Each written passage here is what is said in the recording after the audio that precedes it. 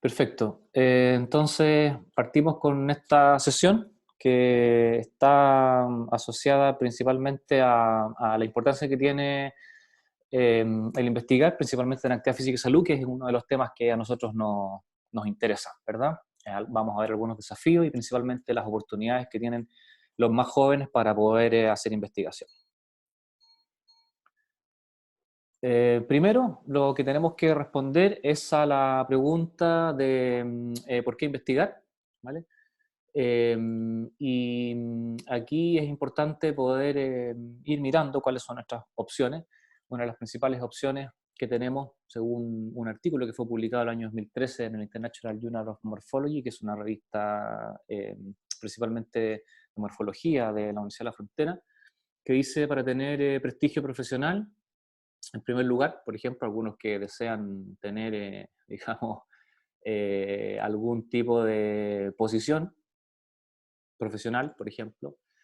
Otros definen que investigo para poder alcanzar cierto reconocimiento entre mis pares, otros para publicar, porque les interesa publicar, tener artículos, qué sé yo, ya vamos a ver también la importancia que tiene publicar, otros para poder obtener financiamiento, para poder viajar a algunos congresos, poder conocer gente, poder aumentar las redes de contactos, que son súper importantes, para ser parte del conocimiento también, para hacer crecer nuestra profesión y fortalecer una disciplina que es súper importante. Yo creo que es una de las Esto, principales, esto, digamos, no labores. quería decir, pero Fabián, se escucha tu micrófono.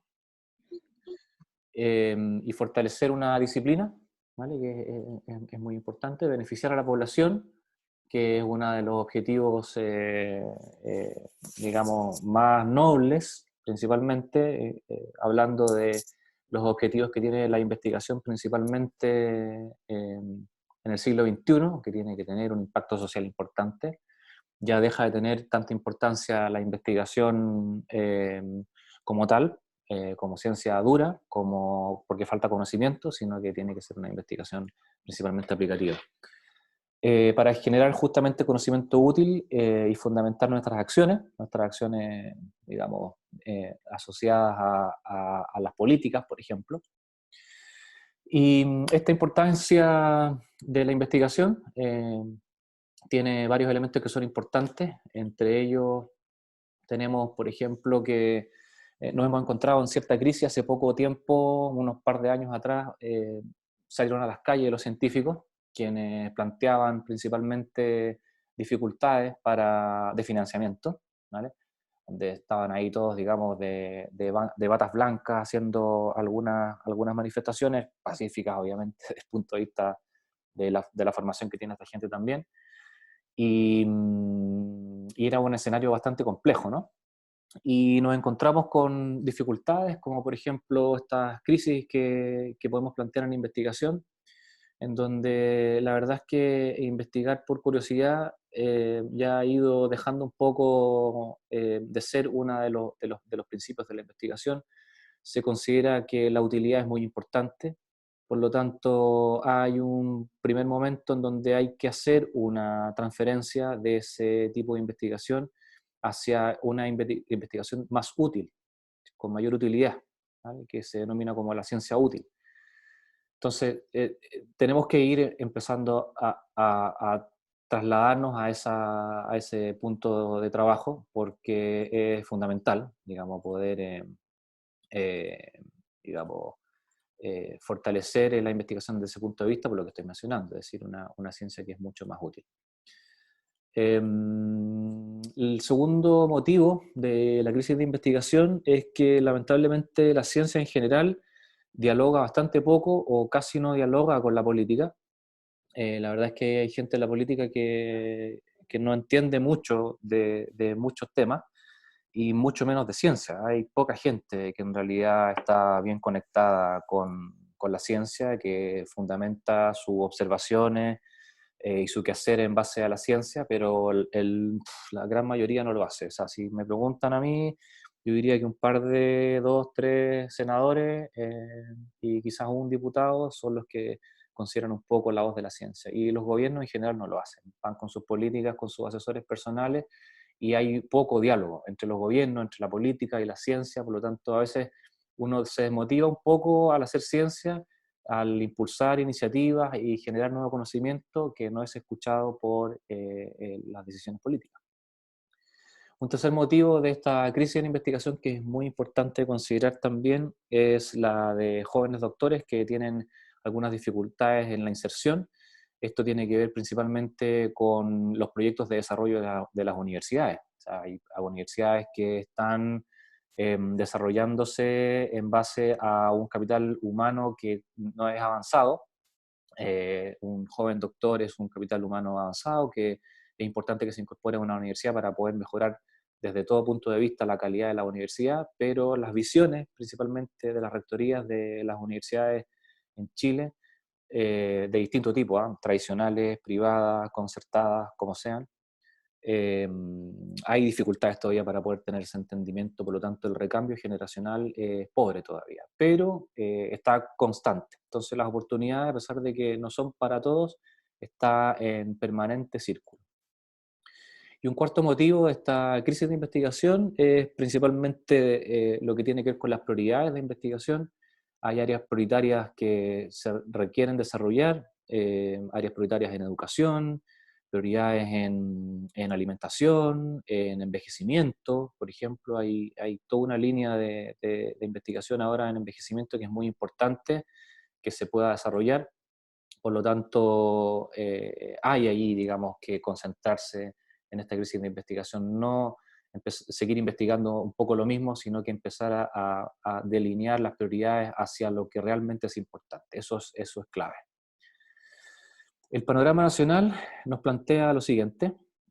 Nosotros tenemos una baja inversión en ciencia en general. Una documentación, una información que no es tan nueva porque la verdad es que nos han hecho mucho más antecedentes más actualizados debido a que efectivamente tenemos un porcentaje de inversión del Producto Interno Bruto del 0,4%, a diferencia de otros países que se acercan al 5%, como en el caso de Israel, por ejemplo, Suecia, que tiene 3,7, 3,8%, Finlandia, que ya sabemos que hace bien las cosas desde hace bastante tiempo, Japón, Corea del Sur, Suiza, Estados Unidos, Dinamarca, digamos, hasta llegar al promedio de la OCDE, nosotros estamos bastante lejos de esos promedios, así que tenemos una dificultad importante en ese poco financiamiento que tiene las universidades en Chile.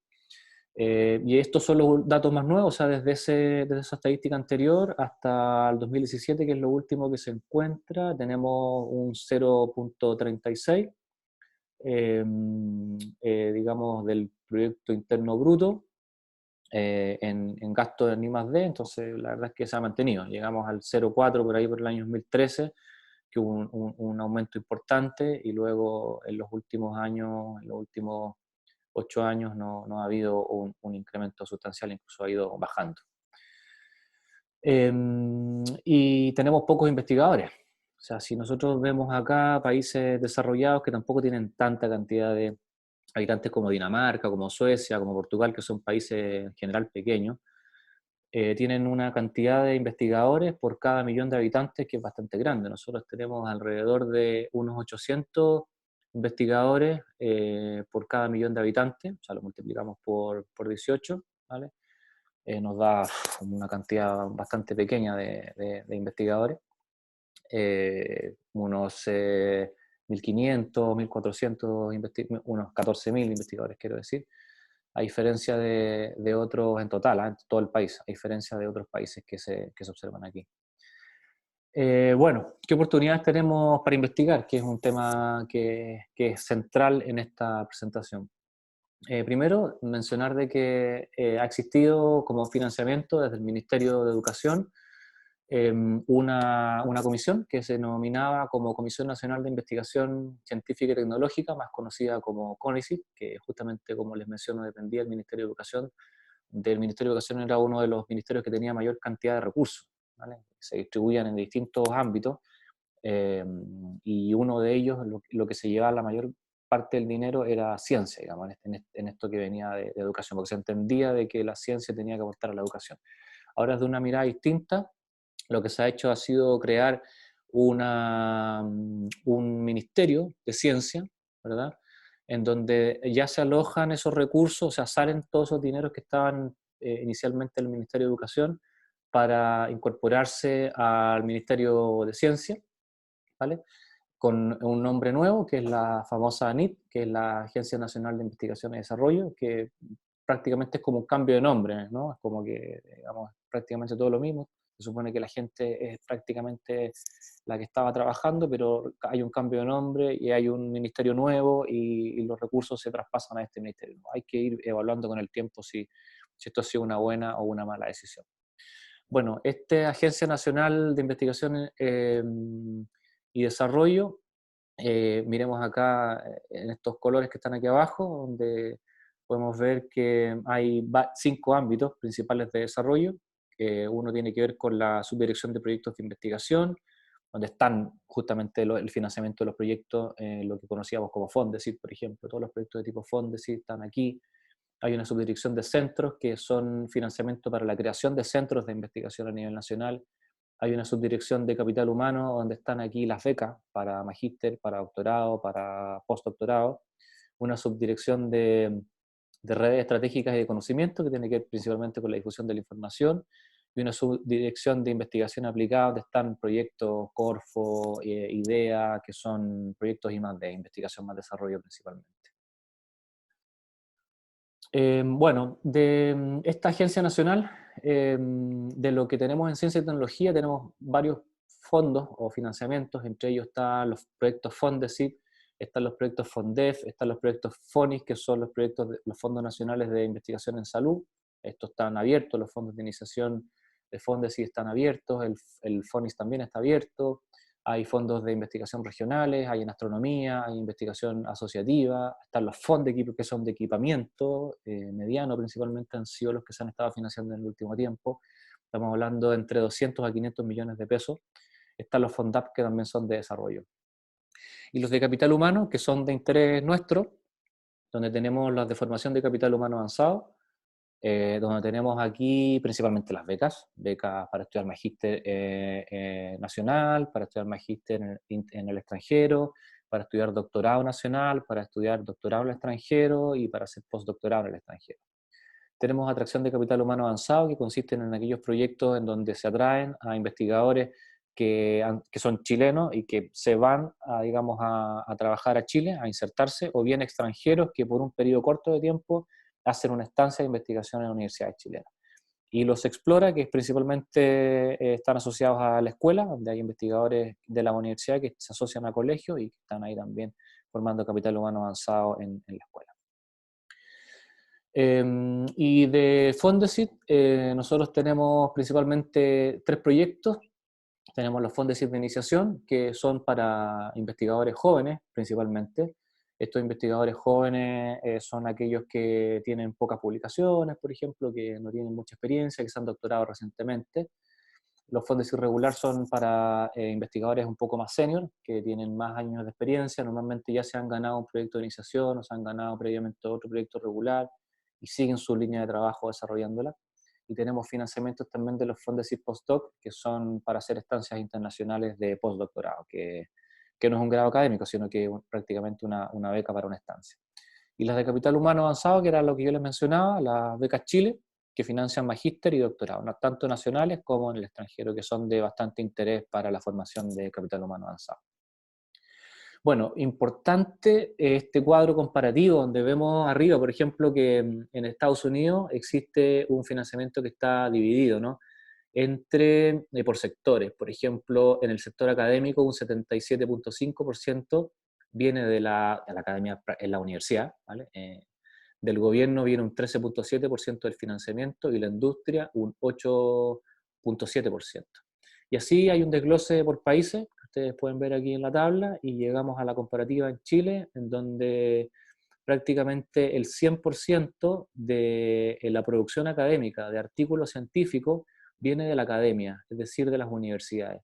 No hay aquí un financiamiento del gobierno, principalmente para estos centros, o la publicación de artículos científicos directamente, ni de la industria, sino que viene principalmente de las universidades. Ahora, también es importante aclarar que las universidades reciben financiamiento estatal para poder hacer investigación, así que tampoco es que es tan indirecto desde el gobierno, pero la productividad académica deriva digo, la productividad de investigación deriva desde la academia.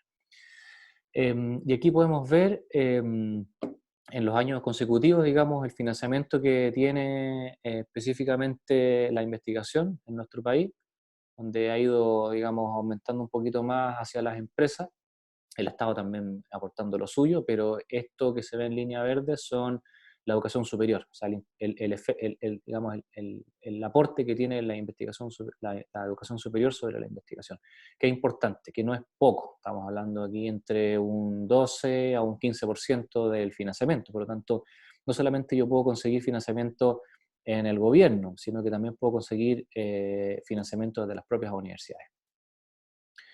Bueno, por lo tanto tengo oportunidades en la universidad. Estas oportunidades son las siguientes para poder explicarlas, que el gobierno lo que ha hecho en el último tiempo es poder entregarle financiamiento a las universidades que se basan principalmente en el 95% proporcional al año anterior. Eso quiere decir que repiten el presupuesto que tenían el año anterior y hay un 5%, un delta, un 5% que va aumentando año a año. Y ese aumento es en función de los proyectos Fondesit adjudicados por jornada completa equivalente a la cantidad de doctores y de magíster que hay en la universidad, a los estudiantes de pregrado que están matriculados en la universidad y beneficiados por la universidad, a los alumnos de pregrado en carrera, que fíjense que aquí es lo que menos aporta, ¿no?, en financiamiento, es decir, de alguna manera se pone bastante acento en las carreras de pregrado, pero en general es lo que menos impacto tiene en el desarrollo o en el efecto del aumento del financiamiento de las universidades año a año. Y las publicaciones, que es lo que más tiene, un 35%. Entonces las universidades dependen en gran medida para aumentar ese delta de presupuesto en las publicaciones científicas, o sea, en la publicación de artículos científicos.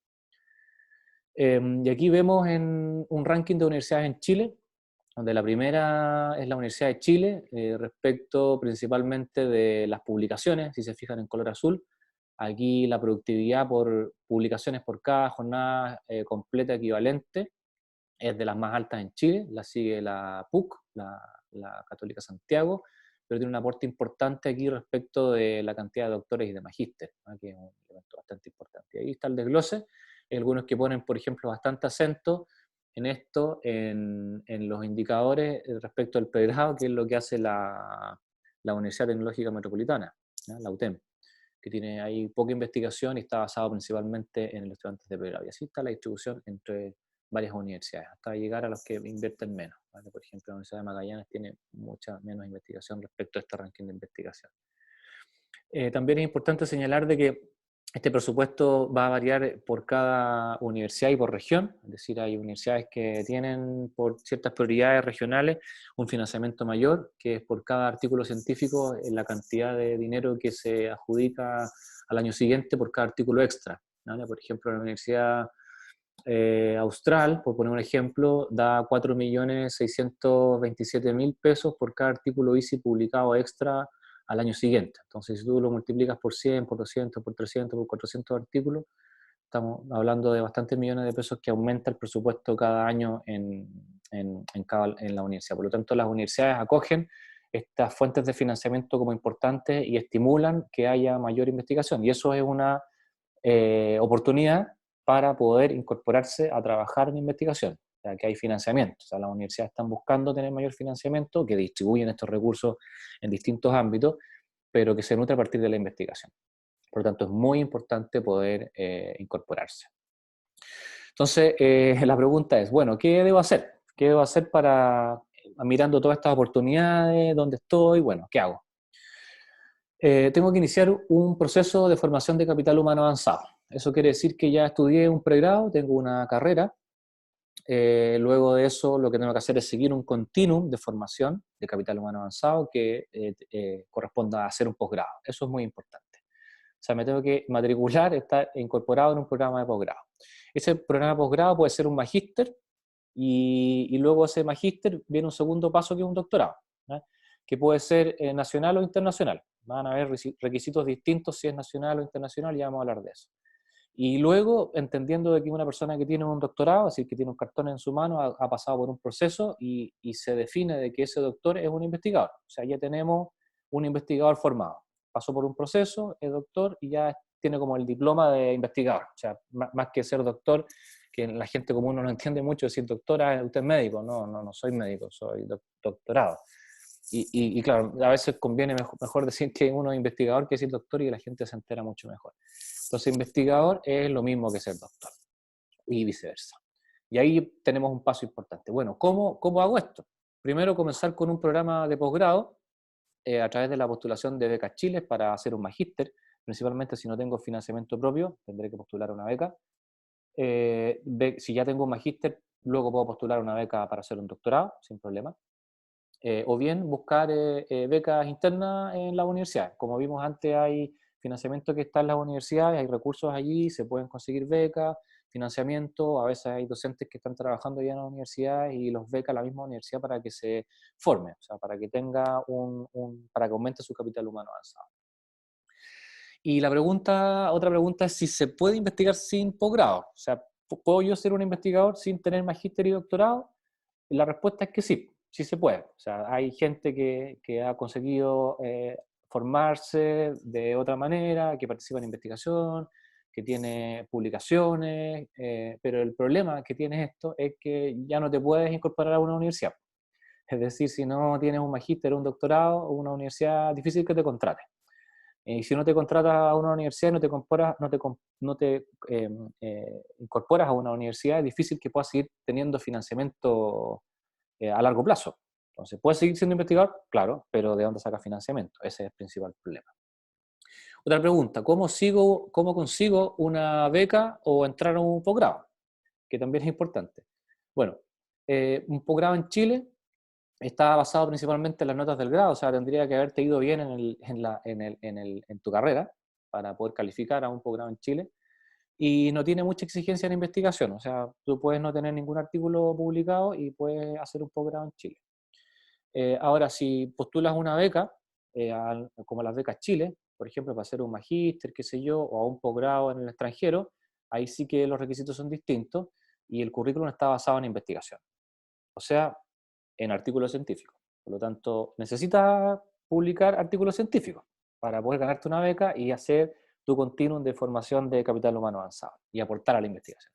Entonces, la otra pregunta es, ¿cómo consigo ahora publicar artículos científicos? Bueno, lo primero es incorporarse a un grupo de investigación. O sea, esto es un poco el ejemplo que nosotros hacemos en nuestra universidad. Tenemos un grupo de investigación.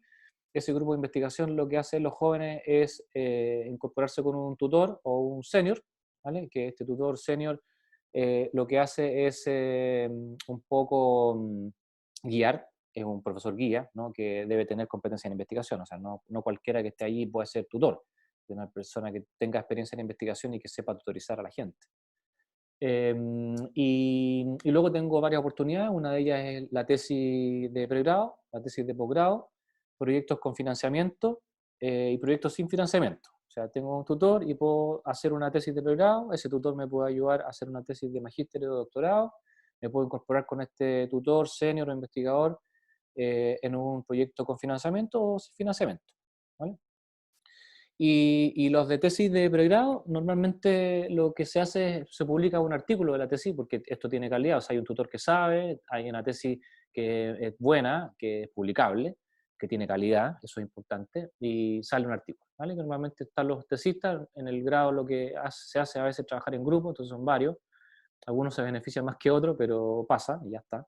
Y el tutor, en el caso de las tesis de posgrado, es una sola persona, no hay tesis de posgrado en conjunto, es individual, y salen más de uno, dos, tres artículos, dependiendo si es tesis de magíster o de doctorado, entre el tutor y el tesista, la gente que ha estado colaborando. Cuando tengo proyectos con o sin financiamiento, entran en coautores, solo si ustedes como jóvenes han participado en el texto. O sea, si fueron a tomar datos, eso no incluye, digamos, que tú tengas que participar en una publicación, o sea, no tiene nada que ver. O sea, tienes que ponerte a escribir el artículo principalmente. Y para ponerse a construir un artículo y escribir un artículo hay que tener competencia, o sea, hay que haberse formado previamente, o sea, haber pasado por lo menos por estos procesos de tesis, ¿vale? Y para que ustedes lo sepan, en la escritura de un artículo científico, que viene de todo este proceso, y hasta la publicación del artículo, es un proceso que es largo, ¿vale? y ese proceso puede tardar. O sea, estamos hablando de entre 8 meses hasta 3 años que puede tardar esa publicación. Bueno, ¿cómo partir toda digamos, corriente de investigación, todo este proceso vertiginoso, ¿no? ¿Qué es lo que tengo que hacer? Bueno, empezar a echar a andar ahí bastante fuerte nuestra cabeza, nuestro cerebro, nuestras capacidades, nuestras habilidades y comenzar. Primero, tengo que saber dónde buscar y dónde leer. Aquí es una imagen, digamos, que expresa dónde buscan principalmente los estudiantes universitarios de información. Y aquí aparece que Wikipedia es lo más alto. El Rincón del Vago, Taringa, monografía, las bibliotecas, enciclopedias y otras. Y en general la búsqueda científica es bastante pobre. O sea, los estudiantes universitarios en general no leen muchos artículos científicos. Y para la formación de capital humano avanzado eso es fundamental porque es la ciencia como está actualizada. En segundo lugar, hay que incorporarse a un Google académico, ¿vale? Esto es bastante importante, poder meterse a este Google Scholar, hacerse una cuenta y tú puedes ir mirando allí en otros investigadores, qué sé yo, sus artículos, te hace un ranking.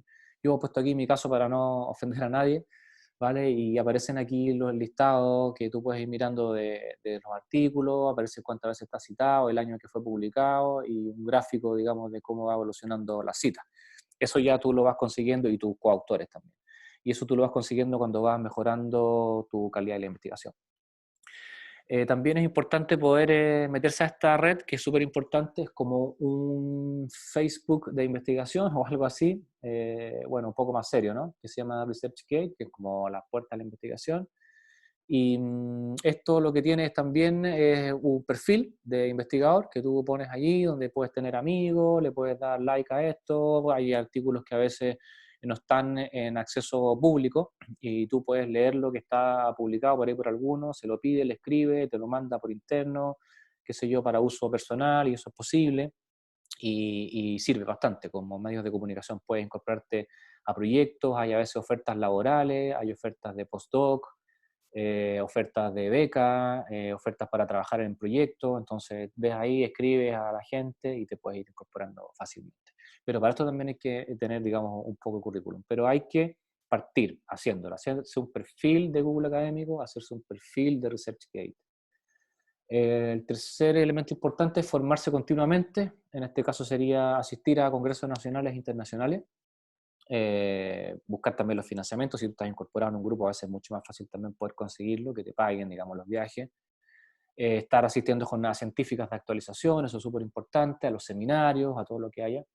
Y apuntarse a cursos, porque es importante estar siempre actualizado respecto de los conceptos científicos, de las novedades, de las cosas nuevas que hay, de qué se está investigando en el último tiempo, cuáles son las cosas que están más vigentes, porque así te hace tener una idea de cuáles son las cosas que son altamente financiables. Hay que también hacer cursos de formación estadística, que es importante. A veces la gente cuando está partiendo, uno de los trabajos más complicados y de mayor trabajo, que demanda mayor tiempo, es la estadística y es una de las primeras tareas que hace a veces la gente que está aprendiendo. Y luego ya los artículos los va escribiendo gente que tiene mucha más experiencia, pero una de las tareas importantes que se puede desarrollar en un comienzo y es importante poder hacerlo. Y en tercer lugar, aprender inglés. Eso es súper importante porque la mayoría de las publicaciones están en inglés. En Chile tenemos pocas revistas, no existen revistas de Sport Science en Chile. Hay una por ahí en Argentina que es de educación y es de cielo, pero en Web of Science prácticamente no existen, por lo tanto hay que publicar en inglés en otras revistas extranjeras y es la única opción, así que hay que saber. Una herramienta fundamental. El cuarto punto es asociarse a un grupo de investigación, que es súper relevante, ya lo he mencionado anteriormente. Hay varios grupos que yo puedo encontrar en la web. Uno de ellos, por ejemplo, el Grupo de Investigación en Salud, Actividad Física y el Deporte de la Universidad de las Américas de la sede de Viña del Mar. Está el grupo UFRO Actívate de la Universidad de la Frontera, en el sur, en Temuco. El grupo GIDAF, que es un grupo de investigación en deporte, actividad física y sociedad, en la UNAP, que me parece que es de la sede de Viña del Mar, que está funcionando ahí. Y el grupo I, también de la Pontificia Universidad Católica del Paraíso, y son los que están principalmente declarados. O sea, no hay muchos más grupos de investigación a nivel nacional que estén conformados con nombre, con logo, que estén investigando y que estén firmando y filiando de esa manera. O sea, no hay muchas oportunidades. Así que la opción también es poder crear su propio grupo de investigación y asociarse con más gente, que es súper importante. El número 5 es realizar una tesis de investigación con mira a la publicación, o sea, aprovechar el tiempo, no hacer una tesis que quede empastada y guardada aquí en una biblioteca, que sea difícil que alguien la pueda leer, sino que tiene que tener un contexto de aporte y eso significa que tiene que publicarse. Así que es importante que con el tutor vayan decidiendo cómo enfrentar este proceso y que sea una tesis de calidad. Y el punto 6, estudiar un posgrado con énfasis en investigación. Eso es importante. Lo que elijan, un magíster, un doctorado, debe tener un énfasis importante en investigación y poder ahí formarse desde el punto de vista del capital humano avanzado. Bien, muchas gracias. Estamos ahí justos de tiempo, nos quedan apenas 4 minutos. ¿Vale? Así que lo que vamos a hacer ahora es abrir algunas preguntas que son importantes respecto de las oportunidades principalmente. Así que yo cierro esta sesión, ¿vale? Y luego abrimos una nueva para poder